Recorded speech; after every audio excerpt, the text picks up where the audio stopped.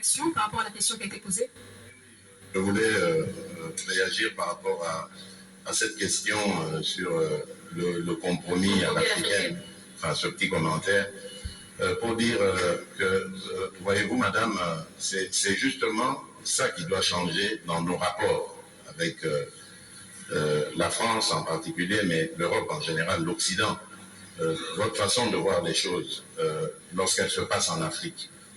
Quand il y a des irrégularités aux élections américaines, on ne parle pas de compromis à l'américaine.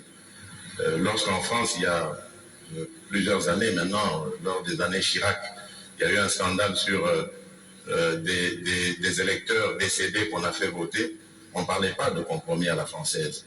Je crois qu'il doit y avoir du respect dans la considération que nous avons les uns envers les autres. Nous n'avons aucunement l'intention de galvauder l'opinion de nos électeurs.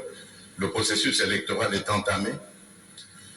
Nous avons tiré suffisamment la sonnette d'alarme pour dire que s'il y a risque de dérapage, ce n'est pas à cause des autorités du pays ni des responsables de la CENI, c'est simplement dû au fait que nous sommes un pays agressé par le Rwanda, l'agression à laquelle d'ailleurs a fait suite un déplacement massif de population, d'électeurs, qui pouvaient être en ce moment en train d'être enrôlés, mais qui malheureusement ne peuvent pas à cause du fait qu'ils sont loin de leur base.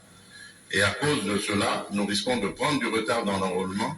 Et s'il y a retard dans l'enrôlement, il y aura retard dans le vote de la loi sur la répartition des sièges, parce que c'est très important, c'est en juin qu'elle doit intervenir, pour que nous puissions ensuite aller sur un processus électoral crédible.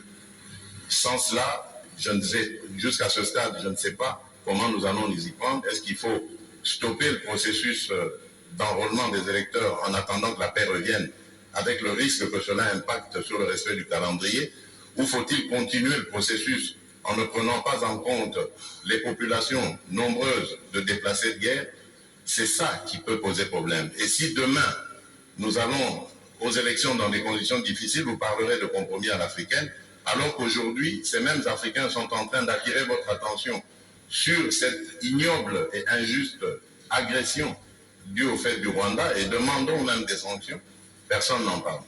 Voilà ce que je voulais apporter comme précision pour dire, ça aussi, ça doit changer dans la manière de coopérer avec la France et l'Europe. Regardez-nous autrement, en nous respectant, en nous considérant comme de vrais partenaires, et non pas toujours avec un regard paternaliste, avec l'idée de toujours savoir ce qu'il faut pour nous, et non pas pour...